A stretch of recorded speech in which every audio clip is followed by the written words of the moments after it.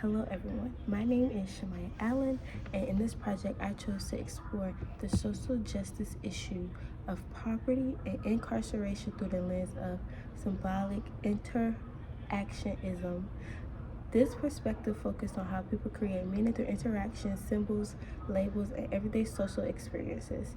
I created a poem that illustrates how labeling, stigma, and symbolic meaning shape the relationship between poverty and incarceration, especially across race, class, gender, and other identities. After the poem, I will explain how symbolic interactionist concepts apply to this issue. The poem name is The Names They Never Gave Me. They called my neighborhood the backside, long before they ever learned my name. They saw my skin, my clothes, my block, and the label stuck like blame. At risk, danger, troublemaker. Words passed down like a family curse. Not because of who I was, but what they thought I was worth. Poverty wrapped around us like winter, cold hands in every room, empty fridges, eviction notices, and futures decided too soon. Police lights became our night lights, sirens singing to help us sleep. We learned that the symbol of survival before we learned how to dream. And when the cuffs clicked, the world said, "See, we told you what he be," as if the bars were built for us and we just filled the vacancy. But I am not the names they gave me, not the symbols they designed. I am the story they never asked for, the meaning they never tried to find.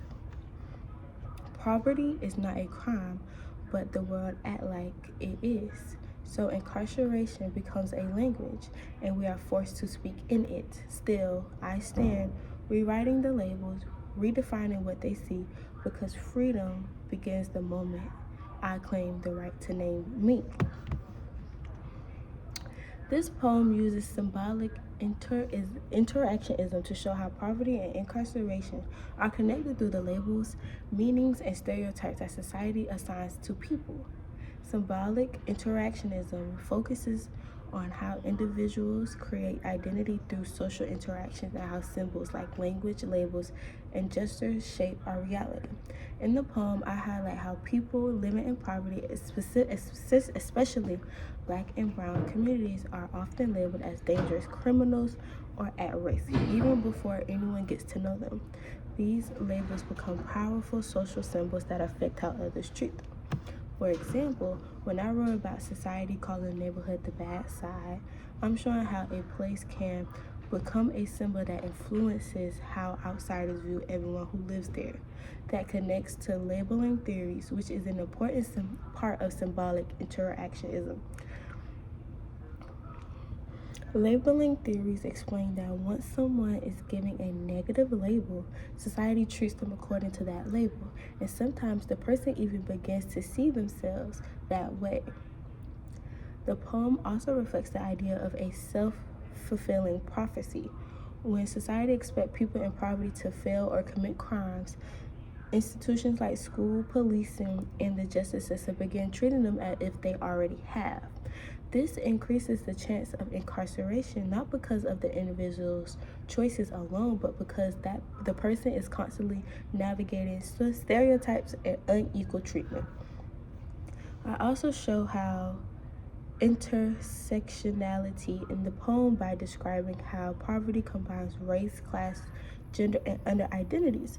For example, Black and Latino communities are often more likely to experience over-policing and economic inequality, and which contributes to higher incarceration rates. These meanings are stereotypes that don't exist alone. They intersect and they compound.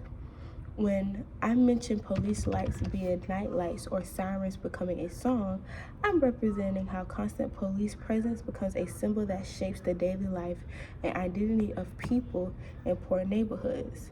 These symbols influence how residents see themselves and how society sees them. Finally, the ending of the poem focuses on reclaiming identity. Symbolic interactionism teaches that identity is created through social interactions. But individuals also have the ability to redefine themselves and reject harmful labels. When I say freedom begins the moment I claim the right to name me, I'm showing that resisting stigmatizing labels is an act of empowerment. Overall, the poem uses symbolic meaning, labeling stigma, identity, information to show how poverty and incarceration are not just economic or legal issues. They are deeply social and symbolic issues shaped by everyday interactions and societal expressions. Thank you for listening.